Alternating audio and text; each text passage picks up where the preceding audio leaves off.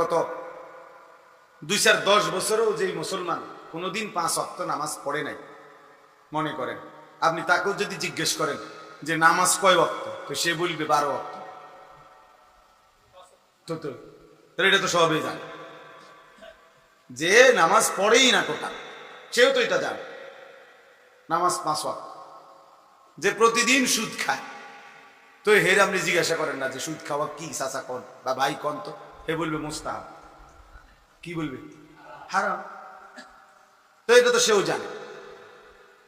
তাহলে একটা হলো জানা, জানি আর কি, আরেকটা হলো জানা বিষয় আমলে পরিণত। তো নিয়ম হলো যে কেউ জানা বিষয়কে আমলে পরিণত করে, এটাকে বলা হয় ইলম। এলেম বলে ওইটাকে। তালেব এলেম যারা আছে মাদ্রাসা, তোমাদের জন্য ভাই এটা জরুরি। এলেম তখনই এলেম হয় যা অর্জন করার পর আমলে পরিণত করা পর্যন্ত স্বস্তি হয় না, তৃপ্ত হয় না, সেটাকে ইলম বলে। মুফতি শফি রহমতুল্লাহ আলাই এটা বলছে। এই জন্য শুধু শব্দ মুখস্থ জানে, বলতে কইলে বলতে পারে, পড়াটা, এটারে ইলম বলে না, এটারে বলে মালুমাত, অর্জিত জ্ঞান। সে এমনি কিছু জানে, কিন্তু যখন আমলে পরিণত হয় তো এটাকে ইলম। 5টা জিনিস একত্র হলে এলেম পূর্ণ হয়। আল ইস্তিমা, মনোযোগ দিয়ে শোনা। আল ফাহমু, বুঝা, মনোযোগ দিয়ে তো শুনলাম, এরপরে আমি বুঝলাম কিনা যে আমার আসলে কি বলছে কথা। সাহাবায়ে কেরাম না বুঝলে আবার জিজ্ঞেস করতেন, আইদ ইয়া রাসূলুল্লাহ, আবার বলে, আবার বলে, আবার বলে। বুঝা, যতক্ষণ পর্যন্ত না বুঝতেন ততক্ষণ পর্যন্ত আবারও জিজ্ঞেস করতেন। এবং নবীজিও সাল্লাল্লাহু আলাইহি সাল্লাম হাদিসে আছে, ফামা জালা ইউকাররিরুহা, নবীজি সাল্লাল্লাহু আলাইহি সাল্লাম, সাহাবী বলেন নবীজি এই কথাটি বারবার বলতেছিলেন, বারবার বারবার বারবার। তাহলে অনেক কথা আছে নবী যেগুলা বারবার বলতেন, মানে যেন সাহাবারা বুঝতে পারে। হাদিসের মধ্যে আছে, ওই ছেলে, এই ছেলে, এই অপদার্থ, নিষেধ করছি না বেটা মোবাইল আলগি দিতে না, তোমার অসুবিধা হলে মোবাইল টিপা বাকি থাকলে যাও, উঠে যাও তুমি এখান থেকে। এটা তার কোনো নির্বাচনী জনসভা না যে অনেক লোক হইতে হবে, আমি তার ভোটের প্রার্থী হয়ে আসছি না, ঠিক না? তো আর অসুবিধা কি? শ্রোতা বেশি কম দিয়ে তেমন কিছু আসে যায় না। এখানে মূলত বিষয় এটা না, শ্রোতা বেশি না কম, এটা মূল বিষয় না। মূল বিষয় হলো আল্লাহ তাআলা গ্রহণ করলেন কিনা, গ্রহণ করলেন কি। এজন্য এটা তো নির্বাচনী জনসভা না ভাই, যে অনেক লোক হইতে হবে। বাকি আলহামদুলিল্লাহ আসছে আল্লাহর বান্দা, শুকরিয়া। আমি এটা নজর রাখি, আমার এটা তবিয়ত, চারদিকে নজর রাখি। তাইলে 1 নাম্বার হলো মনোযোগ দিয়ে শোনা, 2 নাম্বার হলো বুঝা, 3 নাম্বার হলো সুম্মাল হিফজু, মুখস্থ করা, 4 নাম্বার হলো সুম্মাল আমালু, আমলে পরিণত করা, 5 নাম্বার হলো সুম্মান নাশরু, অতঃপর অন্যের কাছে পৌঁছানো। এই 5টা যখন হয় তখন ইলম পূর্ণ। মনোযোগ দিয়ে শুনছে, যথোপযুক্তভাবে বুঝছে, মুখস্থ করছে, আমলে পরিণত করছে, অন্যের কাছে আবার কি করছে? পৌঁছেছে। এই 5টা একসাথে হলে ইলম, পূর্ণ ইলম। এই জন্য ভাই 1 নাম্বার বিষয় মনোযোগ দিয়ে শোনা।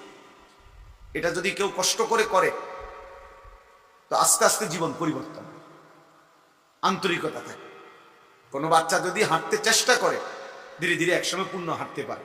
তো সোয়াদ থাকলে সে যদি নাই দাঁড়ায়, সে যদি 1-2 কদমও না পারায়, সে হাঁটা শিখবে কেন? তো কোনো বান্দা যদি আগ্রহই না করে, তার ইচ্ছাই নাই আল্লাহর হুকুম মানার, গুনাহ ছেড়ে দেওয়ার, তো সে পরিবর্তন হবে কিভাবে? তার তো এই ব্যাপারে কোনো মানসিকতাই নেই। এটা জরুরি। হাকিমুল উম্মত মুজাদ্দিদুল মিল্লাত হযরত মাওলানা শাহ আশরাফ আলী থানভী রাহমাতুল্লাহ আলাইহি বলছেন, 3 জিনিস একত্র হলে, 3টি জিনিস একত্র হলে আখিরাত, জাহান্নাম থেকে বাঁচা সহজ হয়, জান্নাত অর্জন সহজ হয়। 1 নাম্বার হলো ইরাদা, আমাকে আগে এটা নিয়ত করতে হবে, ইচ্ছা করতে হবে যে আমি জাহান্নাম থেকে বাঁচতে চাই, আমি জান্নাতে যেতে চাই, আমি আল্লাহর হুকুম মানতে চাই, আল্লাহ তাআলার নিষেধগুলো ছাড়তে চাই। এই ইচ্ছা আমার হৃদয়ে, এরাদা, আকাঙ্ক্ষা আমার থাকতে হবে। আমার এটা কোনো মানসিকতাই নেই, তাহলে হবে কেন? আমরা অনেক সময় বলি না, যার ভাই সে যাইতেই চাচ্ছে না, তুই কিত্তা জোরাজোরি করো, হে যাইবে না, নবী নবী, ও কোনোভাবেই যাবে না, তুমি তার কিত্তা টানাটানি করো, তাহলে তার যাওয়ার কোনো ইচ্ছাই নাই, তারে আপনি কেমনি নিবেন? ওর পড়ার কোনো মানসিকতাই নাই, পরে আপনি কেমনি পড়াবেন? ইচ্ছা, প্রথমত ইচ্ছা থাকতে হবে, এরাদা। 2 নাম্বার হলো হিম্মত, অর্থ হলো মজবুত ভাবে, দৃঢ়তার সাথে, প্রতিজ্ঞার সাথে চেষ্টা, অব্যাহত চেষ্টা, ধারাবাহিক চেষ্টা করে যেতে হবে।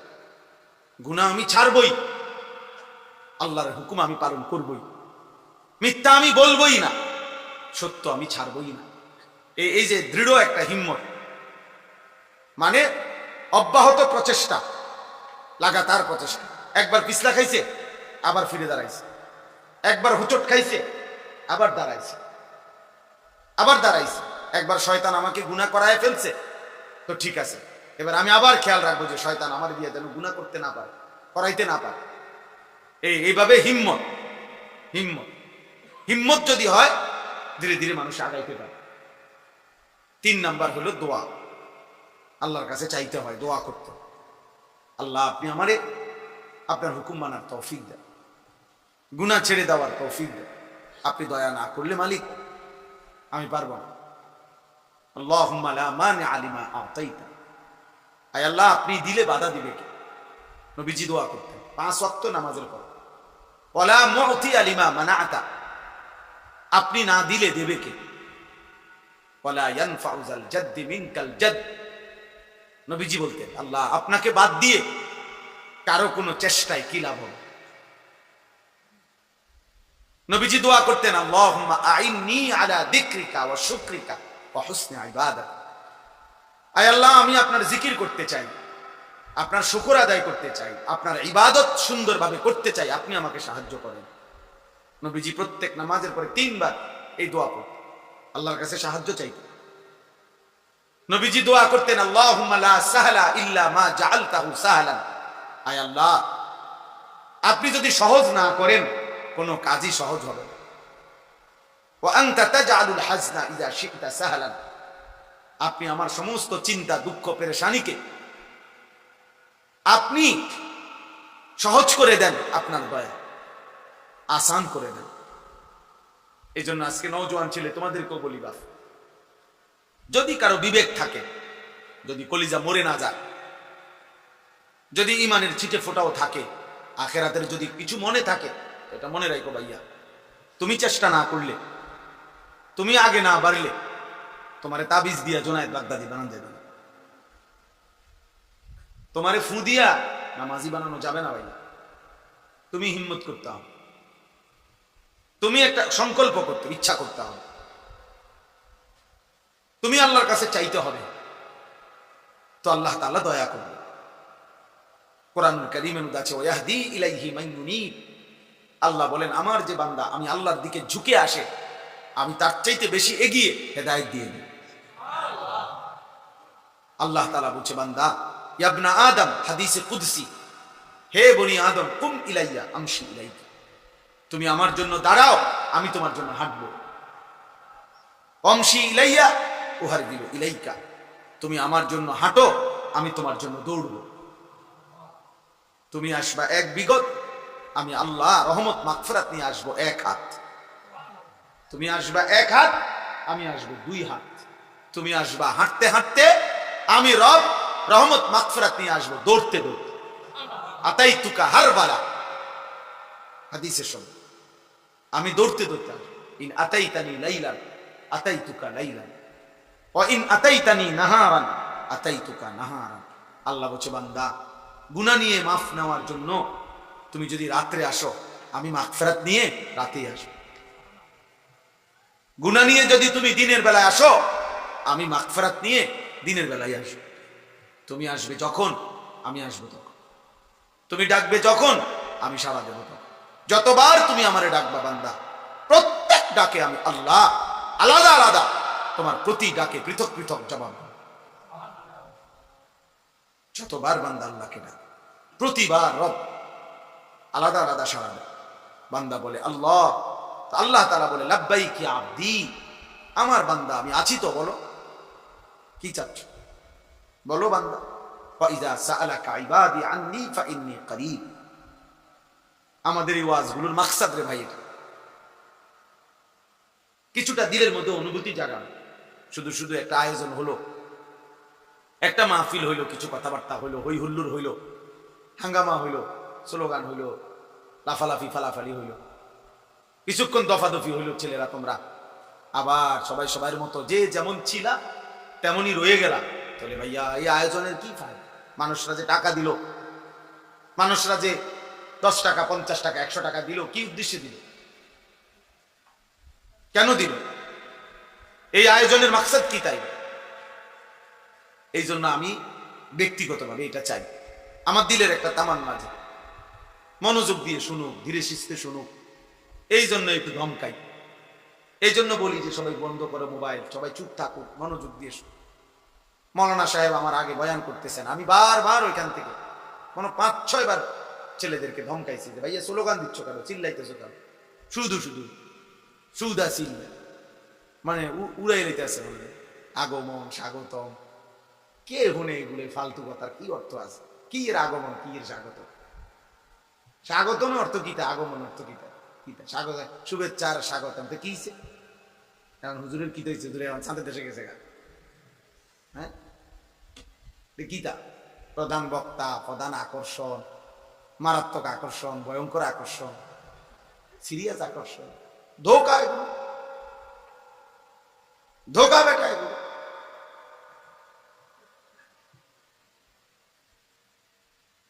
বরং আল্লাহর কথা যিনি বলে, যখন বলে, জোহরের পরে বলুক আর ফজরের পরে বলুক, রাত 10টায় বলুক আর সকাল 10টায় বলুক, আল্লাহর কথা যখনই বলে তখনই দাম, তখনই কি? মাগরিবের পরে কইলে উনি বিশেষ বক্তা, আসরের পরে কইলে উনি এলাকার বক্তা, এশার পরে কইলে উনি সাধারণ বক্তা, লাস্টে কইলে উনি প্রধান বক্তা। এটা কোন কিতাবে? এটা কোন কিতাবে আসছে? এটা তাইলে শেষে ওয়াজ করলে উনি প্রধান বক্তা, এটা কেমনি সিদ্ধান্ত হইল? মানে এই সিদ্ধান্তটা হচ্ছে কোথায়? জাতিসংঘে? এটা কোনো বিষয় না। বিষয় হলো আল্লাহর কথা। আমরা সব সব আলেম, আপনার মসজিদের ইমাম আর এ দেশের বড় বক্তা, সব আখিরাতের ফেরিওয়ালা, কবরের ফেরিওয়ালা, পরকালের ফেরিওয়ালা। কেউ 10 জনের কাছে বলে, কেউ 10,000-এর সামনে বলে, এই সংখ্যার উপরে কোনো সফলতা না, আল্লাহ গ্রহণ করার উপরে সফলতা। মনে করেন আমারে 10 লাখ লোক স্লোগান দিয়া 4 রাস্তার মাথা নিয়ে দিয়ে আসছে, তা আমার কবর রাজাব মা তো লাভ হলো কি? বলেন তাহলে লাভ হলো কি? তাইলে লাভ হলো কি ভাইয়া? এই জন্য দয়া করে আমাদের এই আশা, আমাদের এই বসা, আমাদের এই আয়োজন, আমাদের এই ভালোবাসা, আন্তরিকতা আল্লাহর জন্য, ভোটের জন্য, দুনিয়ার জন্য, আখিরাতের জন্য। মান আহাব্বা লিল্লাহ ওয়া আবগাদা লিল্লাহ ওয়া আ'তা লিল্লাহ ওয়া মানাআ লিল্লাহ ফাকাদ ইসতাকমালাল ঈমান।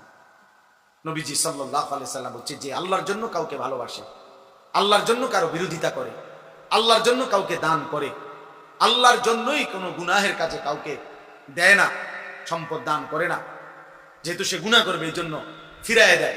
আল্লাহর নবী বলেন, এই 4টি আচরণ যে আল্লাহর জন্য করে, ভালোবাসে আল্লাহর জন্য, বিরোধিতা করে আল্লাহর জন্য, দান করে আল্লাহর জন্য, দান করতে নিষেধ করে আল্লাহর জন্য, রাসূল সাল্লাল্লাহু আলাইহি সাল্লাম বলেন তার ঈমান পূর্ণ হয়ে গেল, তার ঈমান পূর্ণ। হাদিসে কুদসির মধ্যে আছে, আল্লাহ তাআলা বলেন, ওয়াজাবাত মাহাব্বতি লিল মুতাহাব্বিনা ফিয়া ওয়া লিল মুতাজালিসিনা ফিয়া ওয়া লিল মুতাজাবিরিনা ফিয়া। আল্লাহ বলেন আমার ভালোবাসা আমি আল্লাহর ভালোবাসা আমার ওই বান্দাদের জন্য ওয়াজিব যারা পরস্পরকে আমি আল্লাহর জন্য ভালোবাসি। পরস্পরের সাথে বসে আল্লাহর জন্য, আল্লাহর কথা বলবে, কোরআন পড়বে, দ্বীন শিখবে, সূরা কেরাত, দোয়া, কালাম, তাসবিহ, জিকির করবে। এই জন্য পরস্পর বসছে। আল্লাহ বলেন এই যে পরস্পর বসছে আমি আল্লাহর জন্য, আমি তাদেরকে ভালোবাসা আমার জন্য ওয়াজিব। অলিল মুতাজাবিরিনা ফিয়া, আমি আল্লাহর জন্য একে অপরের সাথে সাক্ষাৎ করছে। একজন আলেমে দ্বীনের সাথে সাক্ষাৎ করছে এই জন্য যে উনি আল্লাহর কথা বলে, আল্লাহর ইবাদত করে, আমি ওনার থেকে আমার আল্লাহর কটা কথা শুনবো। এরকম আল্লাহর জন্য, আল্লাহর সন্তুষ্টির জন্য যে পরস্পর সাক্ষাৎ করে, আল্লাহ বলেন ওই বান্দাকেও ভালোবাসা আমি আল্লাহর জন্য ওয়াজিব। অতএব দোস্ত, প্রত্যেকের কাছে উচিত ভাইয়া, যদি আখেরাত দরকার হয় তাহলে নিজ নিজ মহল্লার ইমাম, আলেম, মাদ্রাসার উলামায়ে কেরাম তাদেরকেও ভালোবাসো। শুধু বক্তার পিছনে দৌড়াইলে হবে না। ওনার এখন ওয়াজ শ্রোতা বেশি, এখন ওনার বক্তা অনেক, এখন ওনার একটু জনপ্রিয়তা বেশি, এগুলো কোনো বিষয় না। আমার জন্য কোনো বিষয় না, অন্যদের জন্য কোনো বিষয় না। মূল বিষয় হলো আমার আখেরাত, আমারও আপনাদের। এই কোরআন প্রত্যেক শব্দ আমার জন্য, আপনার জন্য, নাকি রাসূলুল্লাহ সাল্লাল্লাহু আলাইহি সাল্লামের প্রতিটা কথা আমার জন্য, আপনাদের জন্য। শুধু আল্লাহ তাআলার ইচ্ছাইটা, আল্লাহ হয়তো বলছে তুমি একটু বলে দাও, ওরা শুনুক, আর তোমরা মিলেমিশে সবাই, বক্তা শ্রোতা সবাই আমল করো। এই না বিষয়, কথা বলেন না? নামাজের ওয়াক্ত হইলে শুধু শ্রোতাদের উপরেই তো নামাজ ফরজ, সবার উপরে। হালাল হারামের মাসআলা শুধু শ্রোতাদের জন্যই কি? সবার জন্য। আল্লাহ আমাদেরকে বুঝার তৌফিক দান করেন। প্রত্যেকটা মানুষের কাছে অনুরোধ আমার, এক ওয়াজে 1 ঘন্টায় দুনিয়ার সব বলা শেষ করা সম্ভব না ভাইয়া, কিন্তু এই মূল নীতি বলবে, নিজ নিজ ইমামের কদর করে। আখিরাত যদি দরকার হয়, প্রত্যেকের মহল্লার উলামায়ে কেরামের কাছ থেকে দ্বীন শিখেন, ওযু শিখেন, নামাজ শিখেন, সূরা কেরাত, দোয়া, কালাম শিখেন, হালাল হারামের মাসআলা জিজ্ঞেস করেন।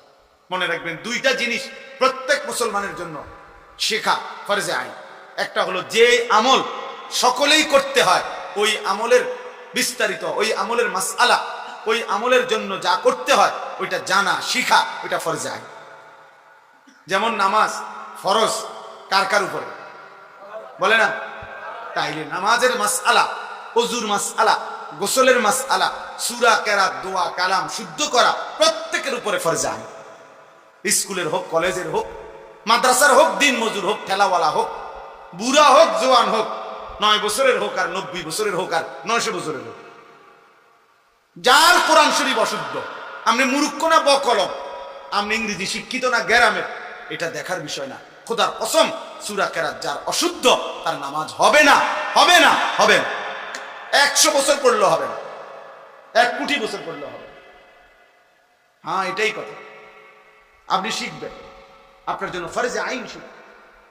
আপনি তাব্বাতি ইয়াদা ঠিক করতে হবে, কুল হুয়াল্লাহু আহাদ ঠিক করতে হবে। এটা কুল হুয়াল্লাহু আহাদ, আপনি কোন কুল হুয়াল্লাহু আহাদ, আপনি এটা কি বলেন? শব্দটা হলো সুবহানা, আপনি বলেন সুবহানা, সুবহানা বেলাজিম, সুবহানা বেলাজিম, এটা কি? 100 বছর পড়লেও হবে না নামাজ। শব্দ হলো আত্তাহিয়াতু, হা, আপনি কোন আত্তাহিয়াতু লিল্লাহি ওয়া সালাওয়াতু, এটা কি? হবে না আপনার নামাজ। একজনেরও না। বুড়া মিয়া চাচা, আমার কথা মনে রেখে আমি বলে যাব, পণ্ডিতি করেন না, সাদোয়ানে বইয়া বইয়া গপ মাইরেন না। অনেক বুড়া মিয়া আছে মাতবর পণ্ডিত, কথা কয় যে মানে যেন বাপসাব, এমন যে কোনো পাত্তা দেয় না, অথচ একটা দোয়া জানে না, একটা সূরা জানে না, একটা আত্তাহিয়াতুটা শুদ্ধ কইতে পারে না, দোয়ায়ে কুনুত শুদ্ধ বলতে পারে না, লম্বা লম্বা কথা কয়, ফাঁকনা ফাঁকনা কথা কয়। হ্যাঁ, হুজুরের বসে বসে চা দোকানে বদনা, অমুক হুজুরের আকীদা ঠিক নাই, অমুক হুজুরের আকীদা ঠিক। আরে সুবহানাল্লাহ, আপনি যে বিড়ি খান, আপনার এটা একদম পিওর আকীদা। হ্যাঁ, চা দোকানে বসে যে আপনি বেডির নাচ দেখেন, নাটক সিনেমা দেখেন, টেলিভিশন দেখেন, এটা আকীদা? হ্যাঁ, এটা সহি আকীদা? এটা গুনাহ না? কথা বলেন না কেন? এটা গুনাহ না? 30 বছর ধরে গুনাহ ছাড়তে পারলেন না, 60 বছর বয়স পর্যন্ত মিথ্যা ছাড়তে পারলেন না, হারাম ছাড়তে পারলেন না, আপনি কারে বুদ্ধি দেন? সাবধান মুসলমান, খামখেয়ালি করবেন। আখেরাত প্রিয় বাপ আমার, হাসরের মাঠ খেলার মাঠ না। হাসরের মাঠ বা ফুটবল খেলার মাঠ না, এটা মস্কারির মাঠ। সুপারিশ আপনার আব্বার সম্পত্তি না, মনে রাখেন। নবীজি সাল্লাল্লাহু আলাইহি সাল্লাম সুপারিশ করবেন 100 বার, কিন্তু সুপারিশ মানে কি? মানে নবীজি বলে দিয়েছেন, উম্মত মৃত্যু পর্যন্ত বিড়ি খাইতে থাকবা, আর কবরের থেকে উঠলেই আমি জান্নাত দিয়ে দেবো, নাকি? সুপারিশ, এই তো সুপারিশ।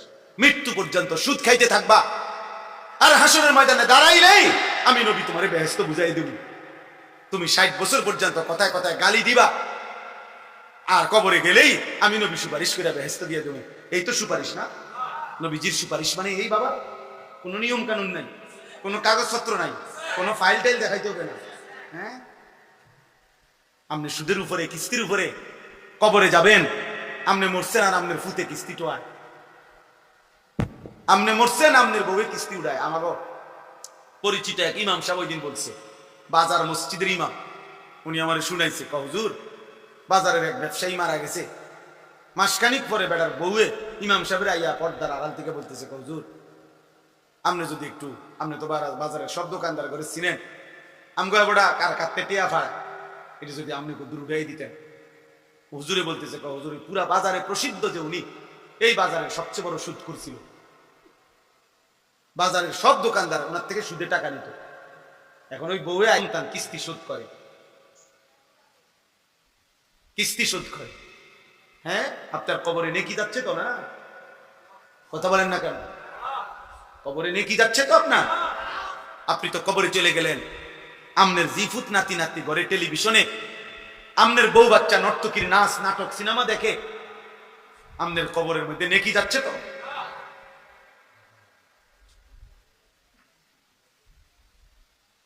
ভাববেন, ইনসাফ করবেন।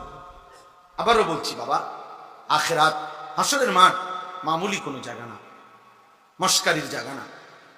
সুপারিশের নিয়ম আছে। হাউজে কাউসারের 1 ফোঁটা পানির জন্য রাসূলুল্লাহ সাল্লাল্লাহু আলাইহি সাল্লামকে আপনার জিন্দেগি বুঝাই দিতে হবে।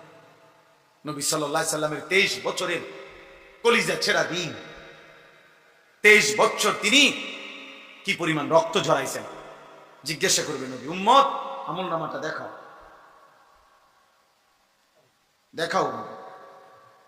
আমি 23টা বছর তায়েফে রক্ত ঝরিয়েছি, পেটে পাথর বাঁধছি, ক্ষুধার কষ্টে আমার রক্তে জমিন ভেসে গেছে। আমি উহুদের দান দান শহীদ করা রক্ত নিয়ে আমি পড়েছিলাম বেহুশ হয়ে যুদ্ধের ময়দানে। আমার সাহাবীরা একজনের পর একজন, এক যুদ্ধে 70 জন সাহাবীর পবিত্র লাশ আমার সামনে শাহাদাতের রক্ত পান করছে। খামখেয়ালি, খামখেয়ালি।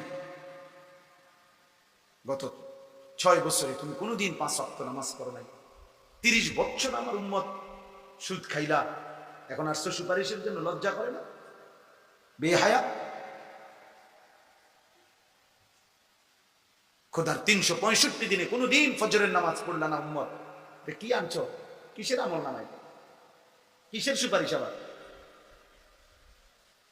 আমরা অনেকেই এটা বুঝা লাইছি যে সবটা মনে করছে মসজিদে টাকা 10,000 দিলে ব্যস্ত, হ্যাঁ 4টা ফ্যান দিলে মসজিদে 3-4-12,000 ব্যস্ত। জি না, এটা তো একটা আমল। দান সদকা এটাই পুরা ইসলাম না? এটা ইসলামের একটি আমল। কথা বলেন না কেন? তো 1 কোটি টাকা দিলেও তো এটা একটা আমলে না, 100 কোটি টাকা দিলেও তো এটা একটা নেক আমল, একটা আমল এটা তো। নামাজ, রোজা, হজ, যাকাত, জিকির, তেলাওয়াত, হালাল হারাম, বুঝেন নাই আমার কথা? সেগুলোর কি হবে? ওগুলোর হিসাব দিতে হবে না? এ বুঝিয়ে 30,000 টাকা দিয়ে বেহেশত দেবেন গা? বেহেশত মানে কি? 2টা রুম আর একটা বারিন্দা নাকি? হ্যাঁ, বেহেশত কি আপনি এত খামখেয়ালি মনে করছেন? ভাবতে শিখেন আমার বাপ, ভাবতে শিখেন, ভাবতে শিখেন। ছেলের আব্বা ভাবো, প্রিয় সন্তান ভাবো, নিজের হাতে নিজের নষ্ট করে দিও না। মোবাইলের ওই নারী তোমার কিছু দিবে না, সে জীবনেও কাউকে কিছু দেয় নাই, সে তার রূপ বিক্রি করছে। মোবাইলের ওই নর্তকী তোমারে কিছু দিবে না, তার কাছে দেওয়ার মতো কিছু নাই। তার যা দেওয়ার ছিল সে টাকার বিনিময়ে তা বিক্রি করে দিয়েছে। এজন্য নর্তকী সুখ দেয় না, বেহায়া নারী সুখ দিতে পারে না। বেপর্দা নারী খোদার কসম সুখ দেয়, কারণ বেপর্দা নারী, বেহায়া নারী প্রতিনিয়ত তোমার চাইতে উত্তম পুরুষের দিকে তাকায় থাকে। যেই নারী টেলিভিশনের নায়করা দেখে, যেই মহিলা ঘরে বসে বসে টেলিভিশনে অন্য পুরুষ দেখে, ওই এ বেডির জামাইরে কেমনে পছন্দ করব, কারণ এ বেডির জামাই চাইতে তো ওইটা তো আরো বেশি সুন্দর। ওই বলবে যে আমার এটা কেটে দিছে, হ্যাঁ আমার দিয়ে একটা অজাত আমার কোহালে দিল, বলেন না আমার দিছে কিটা একটা আড্ডি ধরাইয়া, আর এই বেটা দেখো কি সুন্দর। এই সুযোগ কে করে দিল? তাই আপনি স্বামী, আপনি বুঝেন না আপনার স্ত্রী টেলিভিশন দেখে কি দেখে? বলেন, আমার কাছে একটা কিতাব আছে, ওয়ালা তাকরাবুজ জিনা, আরবি। ওই কিতাবের মধ্যে আছে, বিশ্বাস করেন ওই কিতাবে আছে, ওই পুরুষের চাইতে কাপুরুষ, ওই পুরুষের চাইতে নিকৃষ্ট, ওই অভিভাবকের চাইতে নিচু নিকৃষ্ট মানুষ আর কেউ হইতে পারে না, যে দেখে যে তার স্ত্রী ছেলে মেয়ে টেলিভিশনের মধ্যে মোবাইলের মধ্যে একজন যুবক পুরুষ একজন যুবতী নারীকে জড়িয়ে ধরছে। এই দৃশ্য দেখতেছে ছেলে তার মেয়ে, এরপরেও যার আত্মমর্যাদায় আঘাত লাগে না, যার কাছে লজ্জা লাগে না, শরম লাগে না, তার চাইতে নিকৃষ্ট পুরুষ কোন আল্লাহর জমিনে আর কেউ হতে পারে না। তুই বেটা কোনো ব্যাড হইতে না, তুমি কোনো ব্যাড হইতে না, তুমি কোনো পুরুষে না, স্ত্রী আমার। আর এই বেটি ওই বেড়ায় আরেক বেডিরে জড়াইয়া ধরে, আর আমার বউ এটা তাকায় তাকায় দেখে ঘন্টার পর ঘন্টা, আর এই অপদার্থ স্বামী বেয়ে বেয়ে গেলে বেউকুফ বেটা। তো মরে যাওয়া উচিত বেটা, মরে যাওয়া উচিত। লজ্জা থাকলে শরম থাকলে ভেঙে ফেলেন এই টেলিভিশন, আসার দিয়ে ভেঙে ফেলেন, ওই মোবাইল ভেঙে ফেলেন, স্ত্রীর সাথে বুঝাপড়া করেন। আমি তোমারে বিয়ে করছি, আমি পরপুরুষ দেখবা কেন? ছেলেকে বলেন, বাপ আমার একটা একটা টাকা ঘামের টাকা, আমি প্রতিটা টাকা কষ্ট করে উপার্জন করছি বাপ, সেই টাকা দিয়ে তুমি 24 ঘন্টা মোবাইলে নারী দেখবা, ছবি দেখবা, একটা ওয়াক্ত নামাজ পড়বা না বাপ, তাহলে তুমি আমার সন্তান, তুমি আমার ছেলে, আমার মেয়ে, আমার এই কষ্টের উপার্জন তাহলে কার জন্য করবা? আল্লাহর দুশ্মনের জন্য? বেনামাজি আল্লাহর বন্ধু না দুশ্মন? বেনামাজি নবীর বন্ধু না দুশ্মন? আমার ঘামের টাকা, একটা একটা প্রবাসীর টাকা, ঘামের টাকা, কলিজা ছেঁড়া টাকা। আমি সেদিন দেখছি আপনার সিমেন্টের বস্তা নামাইতেছে, বিশ্বাস করেন একটা লোকরে ট্রাকের থেকে তাকায় ছিলাম, আমার কোন চেহারাটা ঘামে, লুঙ্গিটা গাঞ্জিটা ভিজা পানি হয়ে গেছে, আর চেহারাটা মধ্যে এত ঘাম। একটা একটা বস্তা সিমেন্ট, হয়তো একটা বস্তা নামাইয়া গোডাউনে তুলে হয়তো 3 টাকা বা 5 টাকা। আহারে ভাইয়া, 50টা বস্তা যদি নামায়, এই লোকটার প্রতিবারে পিঠটা বাঁকা হয়ে গেছে। সিমেন্টের বস্তা সোজা করে নামানো যাবে? পিঠটা বাঁকা করে নামাইছে 50 বার, একটা বস্তা 50 কেজি, প্রতিটা বস্তা নামাইতে বেচারা পিঠটা বাঁকা করে, কি পরিমাণ ঘাম তার ঝরে ঝরে পড়ছে। প্রতিটা বস্তায় হয়তো 5 টাকা করে পাইছে, তাহলে 50টা বস্তায় মাত্র 250 টাকা। এই 250টা টাকার মধ্যে তুমি ভাই, আমার নওজোয়ান ছেলেরা কল্পনা করো, আব্বা তোমার বাবার কি পরিমাণ ঘাম এটার মধ্যে, সেই ঘামের কষ্টের টাকা তুমি 2 হাতে মোবাইলে উলঙ্গ ছবি দেখে শেষ করে দিলা। সারা রাত নারী দেখে, জিনা ব্যভিচারের দৃশ্য দেখে শেষ করে দিলা। হায় হায় নাফরমান মানুষ এত পাষাণ হয় কেন? মুসলমান এত নির্মম হয় কিভাবে বাবা? বলে আপনারা আপনাদের ছেলেদেরকে ফিরান। আমি শুধুমাত্র ওই যে যুবকের হৃদয়ের স্পন্দন, বলিষ্ঠ কণ্ঠস্বর, এই সমস্ত পদবি শোনার জন্য খোদার কসম আমি বলি না। আমার এই পদবীর দরকার নাই, পদবী দিয়ে করবো কি? আমার উদ্দেশ্য একটাই, আপনাদের বিবেক জাগায় দাও, অনুভূতি জাগায় দাও। একটা ছেলে যদি ভাবে যে আসলে ঠিক হইতেছে না এটা, এই নারী, ছবি, মোবাইল, অশ্লীল দৃশ্য, প্রিয় সন্তান, এটা তোমার একদিন জাহান্নামে নিয়েছে। একদিন তোমার চরিত্র নষ্ট হয়ে এই সমাজের আর কেউ কদর করবে না। তো অসভ্য ছেলে, চরিত্রহীন, লম্পট। মানুষ কিন্তু চিনতে ভুল করে না। মানুষ চোরের কোনো জোনায়েদ বাগদাদি কয় না, জোনায়েদ বাগদাদির কোনো চোর কয় না। কথা বোঝেন না? মানুষ সবাই বাতে খায়, কেউ চিনতে ভুল করে না। মানুষ রাতকে রাতই বলে, দিনকে দিনে বলে। এই জন্য বাটফারের মানুষ বাটফারই কয়, ইমানদারের মানুষ ইমানদারই কয়। একের একটা হারামখোর, মদখোর, নেশাখোরও যদি আপনি জিজ্ঞাসা করেন কোন নামাজি ব্যক্তি সম্পর্কে, সে বলবে ভাই আমি লোক খারাপ হইতে পারি কিন্তু উনি ভালো মানুষ, বলবে না? আবার যদি তোমার লগে একসাথে নেশা করে, একসাথে মোবাইলের ছবি দেখে, উলঙ্গ দৃশ্য দেখে, তোমরা দুই বন্ধু, এই বন্ধু দুইজন থেকে যদি একজন রে আলাদা করে বলা হয়, কিরে তোর লগে হইতে কেরুম, বলবে বাটফারের হেডকোয়ার্টার। কি এটা বলবে না? না, বলবে না আমার বন্ধু জোনায়েদ বাগদাদির স্বাস্থ্য ভাই, উনি একের বাইজিদ বুঝতাম, হে এটা বলবে?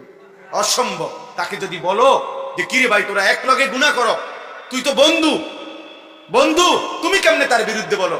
সে বলবে না, বিরুদ্ধে না, চোরের কি চোর বলবো না তো কি করবো, হারাম করে হারাম করে বলবো না তো কি বলবো? এই জন্য অসৎ বন্ধুর কাছে অসৎ, আর দুশ্মনের কাছে অসৎ। অসৎ কি? অসৎ নেককার, নেককার, চরিত্রবান, চরিত্রবান। জন্য সুন্দর নাম বন্ধু যুব সংগঠন। মাশাআল্লাহ, বন্ধু যেন হয় আখিরাতের মনে করা। কোরআন শরীফে আছে, এই যাদের সংগঠন তারা শোনো ভাই, কোরআন শরীফে আছে আল আখিল্লাউ ইয়াউমাইদিন বা'দুহুম লিবা'দিন আদুউন ইল্লাল মুত্তাকিন। আল্লাহ কোরআনে বলছে কিয়ামতের দিন সকল বন্ধুগণ একজন অপরের, একে অপরের শত্রু হয়ে যাবে, ইল্লাল মুত্তাকিন, একমাত্র ঈমানের বন্ধু, তাকওয়ার বন্ধু, নেক কাজের বন্ধু, একে অপরকে যারা গুনাহ থেকে বাঁচাইবার চেষ্টা করত সেই বন্ধুরা ব্যতীত। ওরা দুশমন হবে না, ওরা বন্ধুই থাকবে হাসরের মাঠে, খোদার কসম। আর বাকি বন্ধু সব দুশমন হয়েছে। মোবাইলের বন্ধু, বিকালের বন্ধু, খেলার বন্ধু, মোটরসাইকেলের বন্ধু, আড্ডার বন্ধু, জিনা ব্যভিচারের বন্ধু, মদ জুয়ার আসরের বন্ধু, হ্যাঁ গল্প গুজবের বন্ধু, ব্যবসার বন্ধু, পার্টনার, এগুলো সব দুশমন হয়ে যাবে। আল্লাহ বলছে একমাত্র যারা মুত্তাকি, তাকওয়ার ভিত্তিতে বন্ধু করত, ইমানের ভিত্তিতে আল্লাহর ইবাদত, এক বন্ধু আরেক বন্ধুকে নামাজের জন্য ডাকতো। আমার দুই পরিচিত যুবক ভাই আছে, যাদের মধ্যে একজন ফার্মেসি আছে, আরেকজন ল্যাব তোষকের ব্যবসা করে। ওরা দুই বন্ধু মিলে তাদের মহল্লার ছেলেদেরকে ফজরের নামাজের জন্য উঠায়। আলহামদুলিল্লাহ, ওরা বলছে আমারে যে হুজুর 2 মাসের চেষ্টায় প্রায় 240 জন বন্ধু আমাদের ফজরের নামাজ জামাতে পড়ে। ওদের এরকম কাগজ আছে, হ্যান্ডবিল, লিফলেট আছে, ওই লিফলেটের প্রত্যেকটা 300 লিফলেট আমারে দেখাইছে, সুন্দর সুন্দর বাণী লেখা। তো প্রত্যেকটার নিচে লেখা আছে সৌজন্যে বেনামাজিকে খুঁজে বেড়াই, নামাজিকে বন্ধু বানাই। এটা তারপর সংগঠনের নাম। আমার গাড়ি তো আছে এই কাগজ, ওরা আমার দিছে, বেনামাজিকে খুঁজে বেড়াই, নামাজিকে বন্ধু বানাই। বন্ধু হবে নামাজি, বন্ধু হবে নামাজি। ইন্নামা ওয়ালিয়্যুকুমুল্লাহু ওয়া রাসূলুহু ওয়াল্লাযীনা আমানুল্লাযীনা ইউকিমুনাস সালাহ। সরাসরি কোরআনের আয়াত। রব্বুল আলামিন বলে নিশ্চয়ই তোমাদের বন্ধু হবে কে? 1 নম্বরে আল্লাহ। মুমিনের প্রথম বন্ধু কে? আবার বলেন, আবার বলেন। 2 নম্বরে ওয়া রাসূলুহু, আল্লাহর রাসূল মুহাম্মদ আরবি সাল্লাল্লাহু আলাইহি ওয়াসাল্লাম। জন্য হাদিসের মধ্যে আছে সাহাবারা প্রায় সময় বলতেন আমার বন্ধু আমার মুহাম্মদ, আমার নবী আমাকে বলছেন, এভাবে বলতেন আওসানি খলিলি। আবু হুরায়রা বলতেন আমার খলিল, আমার বন্ধু, আমার মদিনার বন্ধু মুহাম্মদ সাল্লাল্লাহু আলাইহি সাল্লাম এই কথাটা আমাকে বলেছেন, এভাবে বলতেন। নবীজিকে কি বলতেন? আমার বন্ধু। আওসানি খলিলি, আমার খলিল, আমার বন্ধু আমাকে বলছে। হাযা সাহিবু নবীনা, ওসমান রাদিয়াল্লাহু আনহু বলছে আমার বন্ধু, আমার সাথী, আমার নবী, আমার বন্ধু, আমার মুহাম্মদ সাল্লাল্লাহু আলাইহি সাল্লাম এভাবেই আমল করছে। এভাবে বলতেন সাহাবী। আল্লাহ বলছে মুমিনের দ্বিতীয় বন্ধু রাসূলুল্লাহ সাল্লাল্লাহু আলাইহি ওয়াসাল্লাম। 3 নাম্বার কোরআন শরীফের আয়াত ভাইয়া, আল্লাহ বলছে ওয়াল্লাযীনা আমানুল্লাযীনা ইউকিমুনাস সালাহ, সরাসরি কোরআনের আয়াত। আল্লাহ বলে মুমিনের তৃতীয় বন্ধু হলো ওই সমস্ত ঈমানদার যারা 5 ওয়াক্ত নামাজ আদায় করে। 5 ওয়াক্ত নামাজ আদায়। এজন্য ফাসিক কাফের তো মুমিনের বন্ধু হতেই পারে না, মুশরিক মুমিনের বন্ধু হইতে পারে না, মুনাফিক মুমিনের বন্ধু হইতে পারে না, হিন্দু মুমিনের বন্ধু হইতে পারে না, বৌদ্ধ মুমিনের বন্ধু হইতে পারে না, ইহুদি মুমিনের বন্ধু হইতে পারে না, খ্রিস্টান মুমিনের বন্ধু হইতে পারে না। এমনকি কোন ফাসিক পাকি পাপী মুমিন দাবিদার, মুসলমান দাবিদার পাপী, সুদখোর, ঘুষখোর, হারামখোর, জিনাখোর, ব্যভিচারী, মদখোর, গাঁজাখোর, ফুট্টাখোর, বাবাখোর, ডাইলখোর, হারামখোর, এরা ঈমানদারের বন্ধু হইতে পারেন না।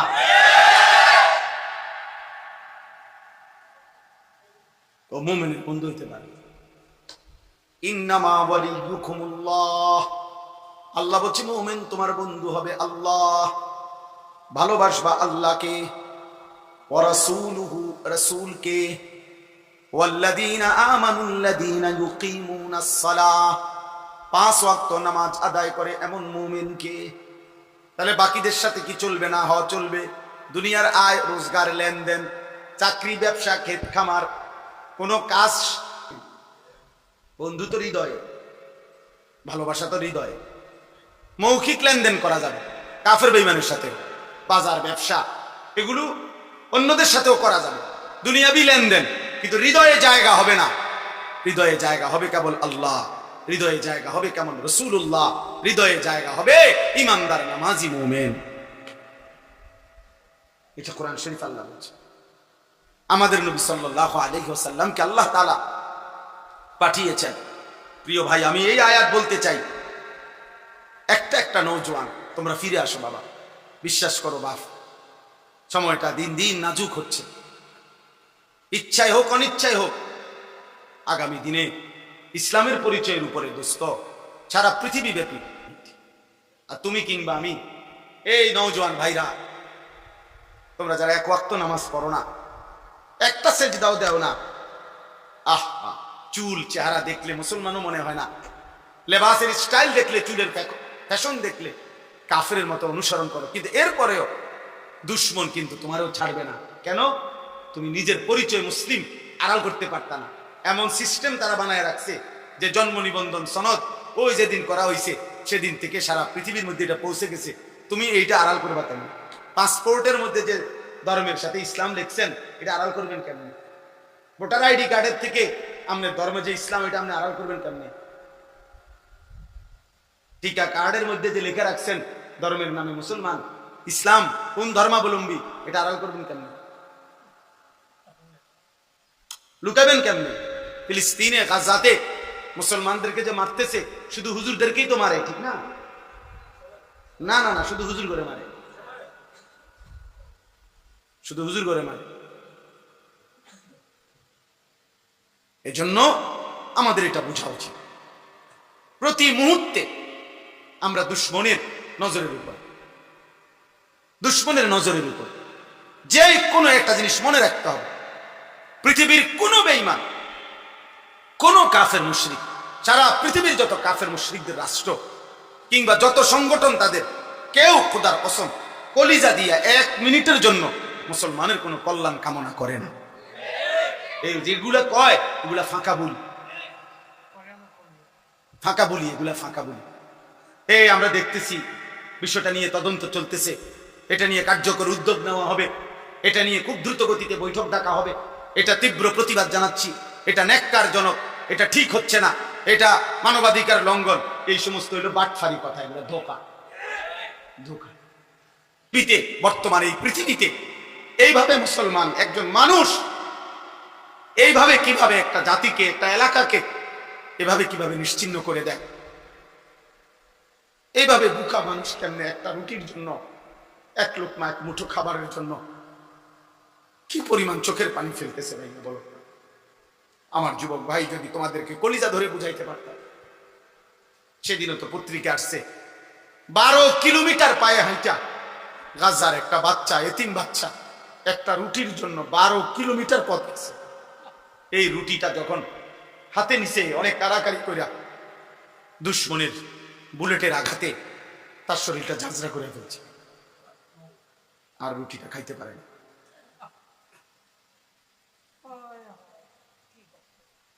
তোমরা দেখো, ছবি দেখো বাবা, তোমরা নারী দেখো, তোমাদের আর নারী দেখা শেষ হলো না, তোমাদের উলঙ্গ ছবি দেখা শেষ হলো না, তোমাকে মোবাইলের নেশাই আর গেল না, তোমাকে চুলের ফ্যাশন, তোমাদের চুল ঠিক করতে, চুল আশ্রাইতে, চুল কাটাইতে চলে যায় 500 টাকা, 1000 টাকা।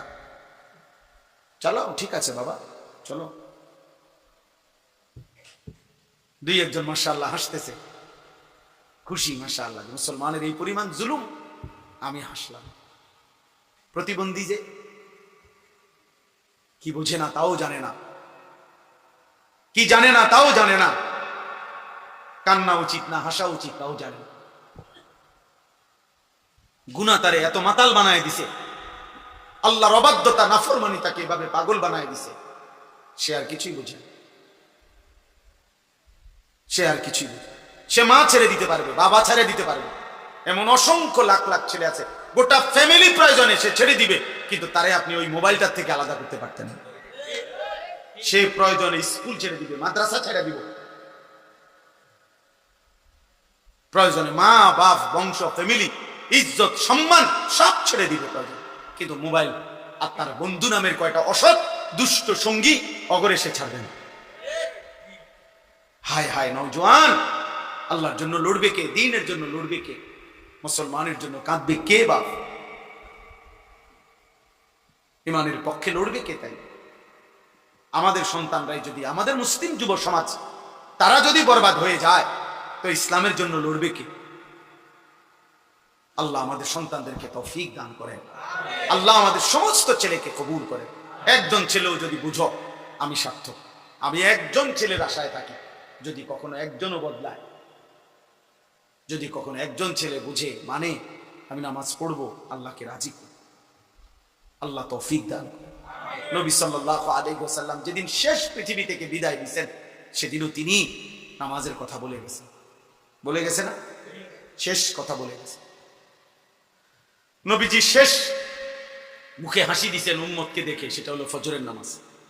কিতাবে আছে সোমবার দিন রবিউল আউয়াল মাসে ফজরের নামাজে নবীজি সাহাবীদেরকে মসজিদে দেখে খুশিতে হাসি দিয়েছিলেন, মুচকি হাসি। আর আয়েশা রাদিয়াল্লাহু তাআলা আনহা নবীজির স্ত্রীকে বলছিলেন, আয়েশা আমার 23 বছরের মেহনত সার্থক, আমার চোখের পানি, আমার তায়েফের রক্ত, আমার পেটে পাথর বাঁধা ক্ষুধার কষ্ট, আমি শেষবারের মতো আমার উম্মতকে, আমার সাহাবাদেরকে পুরা মসজিদ ভরা ফজরের নামাজে দেখে গেলাম। এরপরেই আল্লাহ নবী 2 হাত তুলে আল্লাহকে বলছেন, আল্লাহ আমি এবার আপনার কাছেই যেতে চাই। এই সেই দিন জোহরের নামাজের ওয়াক্তের সময় আগেই আল্লাহ নবী সাল্লাল্লাহু আলাইহি ওয়াসাল্লাম ইন্তেকাল করছেন। নবীজি উম্মতকে শেষ কোন নামাজে দেখছেন? ফজরের জানাজা শেষ হাসি দিতেন। তাহলে সেই উম্মত যখন আমল নামা দেখাবে নবীজির সামনে, প্রত্যেকের আমল নামা নবীজির সামনে দেখাইতে হবে। তো সেই আমল নামা নবী যখন উল্টাবে, দেখবে 365 দিনে, 2 বছরে, 3 বছরে কোনো দিন উম্মত একটা ফজরের সেজদা না।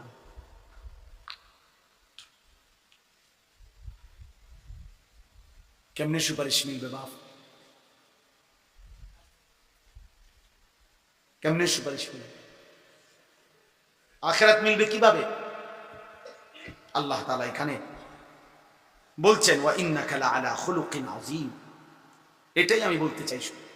আল্লাহ তাআলা বলছে, আমি গোটা পৃথিবীবাসীর সামনে চ্যালেঞ্জ করে আমি এমন একজন রাসূল পাঠিয়েছি।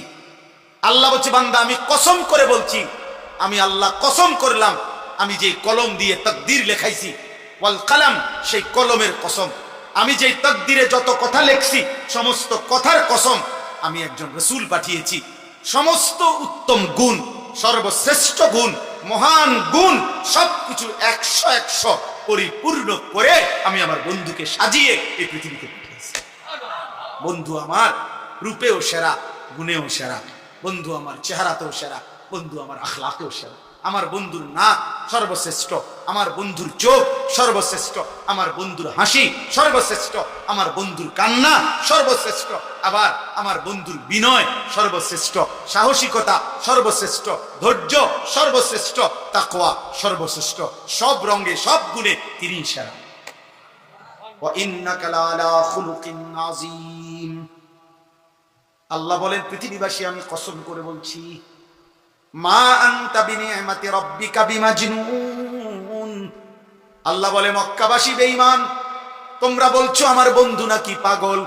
আমি আল্লাহ কসম করে বললাম, 24 ঘন্টা আমি আল্লাহর নেয়ামত আমার বন্ধুর উপরে বর্ষিত হয়।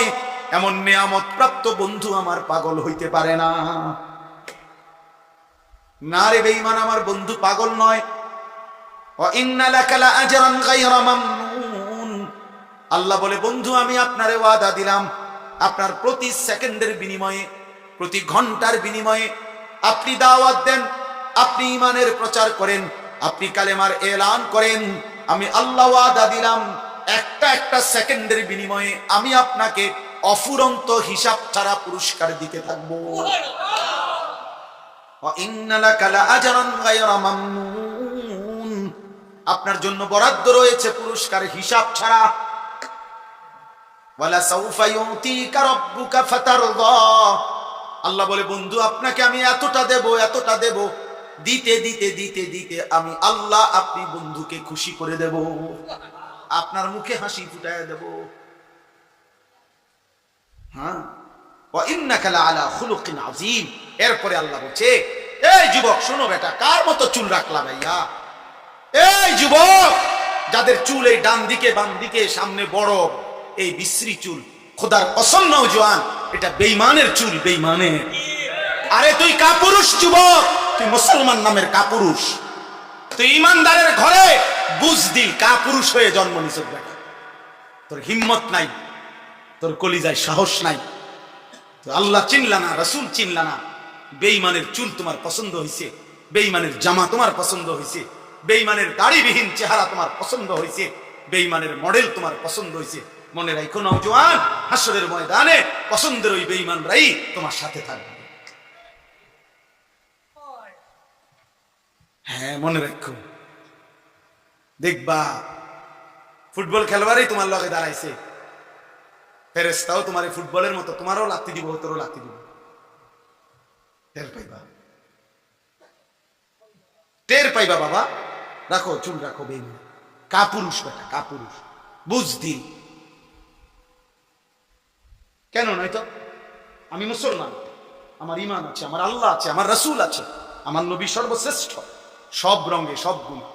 আজকে আল্লাহ বলছে, আমি সর্বশ্রেষ্ঠ চরিত্র দিয়ে, সৌন্দর্য দিয়ে আমার নবীকে পাঠিয়েছি। তাফসীরের মধ্যে আছে, একজন শুনেন শুধু বুঝেন। তাফসীরের মধ্যে লিখছে, এই পৃথিবীতে যত উত্তম গুণ আছে, যত সৌন্দর্য আছে, প্রতিটা গুণ আর প্রতিটা সৌন্দর্যকে যদি বলা হয় যে তুমি আকৃতি ধারণ করো, যে সবচেয়ে উত্তম গুণ কেমনে হবে, বিনয় সবচেয়ে উত্তমটা কেমন, সাহসিকতা সবচেয়ে উত্তমটা কেমন, আকৃতি ধরো, ধৈর্য সবচেয়ে উত্তম বেশি পূর্ণ কেমন হয়, এরকম একটা মানুষের আকৃতি ধরো। এভাবে যত উত্তম গুণ আছে, সব উত্তম গুণকে যদি বলা হয় পরিপূর্ণ পূর্ণাঙ্গ আকৃতি মানুষের ধরো, যে এই সবচেয়ে উত্তম গুণটা কেমন, খোদার কসম তাফসীরের মধ্যে লিখছে, প্রতিবারেই যার আকৃতি আসবে তিনি মুহাম্মদ সাল্লাল্লাহু আলাইহি ওয়াসাল্লাম।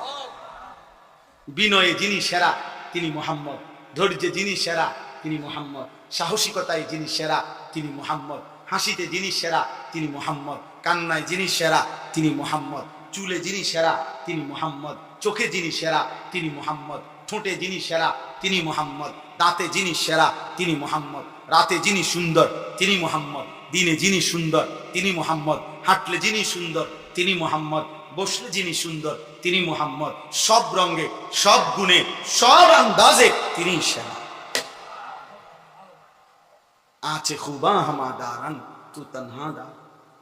আল্লামা ইকবাল বলছে, হে নবী, ১৬ লক্ষ নবীর যত গুণ আছে, আপনি একা মুহাম্মদের মাঝে যদি তালাশ করি, আপনি একাই সব।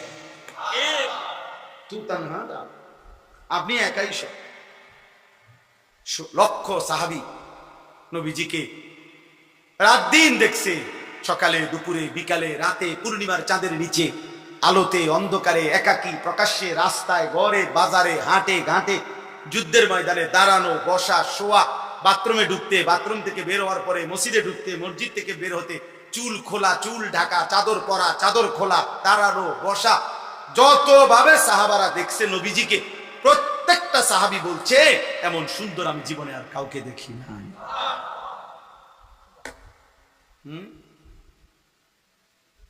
তুমি কোত্থেকে নিলে এই চুলের ডিজাইন? এটা কোনোদিন জিগাইছো নি ভালো কোনো মানুষের যে কেরম দেখা যায়? তোমার সমবয়সীরা হয়তো কইছে দোস্ত সেরকম লাগতেছে তোরে, হ্যাঁ সেরকম, হেতরে জিগাইলে না সেরকমটা কেডা? সেরকম তো বুঝছি, মানে সেরকম, সেরকম কে? কার মতো?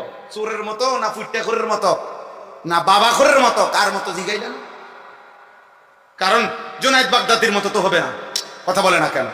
বাইজিদ বুস্তামির মতো তো হবে না, ইমাম